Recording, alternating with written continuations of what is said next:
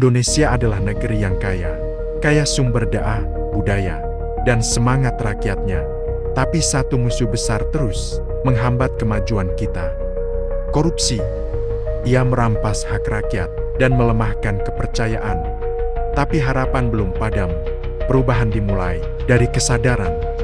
Korupsi adalah penyalahgunaan wewenang untuk keuntungan pribadi. Praktiknya bisa berupa suap untuk memperlancar urusan, pemberian hadiah sebagai balas jasa, atau manipulasi anggaran. Terkadang, itu terjadi secara terang-terangan. Terkadang, tersembunyi di balik formalitas. Namun dampaknya tetap sama, merugikan bangsa. Ketika dana pembangunan diselewengkan, rakyatlah yang paling menderita. Korupsi merampas kesempatan anak-anak untuk belajar layak, merusak infrastruktur, membuat pelayanan kesehatan tersendat. Ketimpangan makin besar, dan keadilan menjauh. Korupsi muncul bukan hanya karena keserakahan, tapi juga sistem yang lemah. Ketika pengawasan minim, dan budaya permisif dibiarkan tumbuh, perilaku curang menjadi kebiasaan. Celah dalam sistem memberi ruang bagi penyimpangan. Disinilah pencegahan jadi kunci. Pencegahan adalah benteng pertama. Edukasi nilai integritas harus ditanamkan sejak dini. Teknologi seperti e-procurement dan e-audit membantu menjaga transparansi. Laporan pelanggaran harus dilindungi, bukan dihukum. Ketika sistem membaik, peluang korupsi menyempit. Pemuda punya kekuatan besar, ide, kreativitas, dan akses ke teknologi.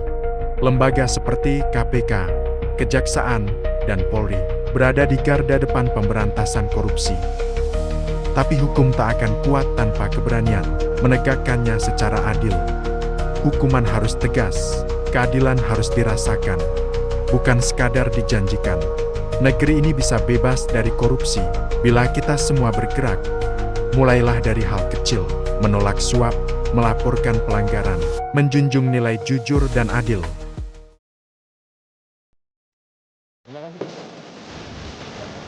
Untuk Komisi Pemberantasan Korupsi minta sejumlah mobil dalam kasus dugaan korupsi pengurusan rencana penempatan tenaga kerja asing RPTKA di Kementerian Ketenagakerjaan periode 2020-2022. Bahwa benar jajaran Jampitsus ya dari pada tanggal 20 Mei 2020 dengan 24 dan telah meningkat. Komisaris Utama PT Servex Iwan Setiawan Lutfinto ditetapkan Kejaksaan Agung sebagai tersangka korupsi pemberian kredit dari sejumlah bank pemerintah. Bos dari perusahaan tekstil yang dinyatakan pilot oleh pengadilan dan melakukan PHK massal para karyawannya ini dituduh Kejagung menggunakan dana kucuran kredit bank sebesar 692 miliar rupiah untuk membayar hutang dan membeli lahan, bukan untuk modal kerja. Bank Pembangunan Daerah terus dicecar oleh penyidik Kejaksaan Agung.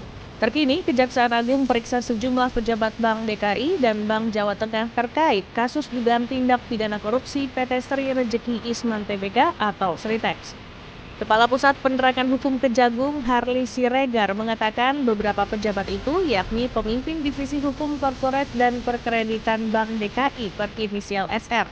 Ada juga pemimpin Departemen Pencairan Pinjaman Grup Operasional Bank DKI 2018 hingga 2023 berinisial J.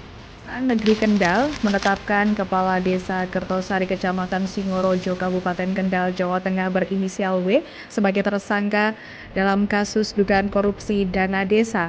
Kades tersebut diduga melakukan korupsi dana desa dengan membuat modus pertanggungjawaban palsu atas pembangunan jalan desa dengan material cor beton yang tidak sesuai.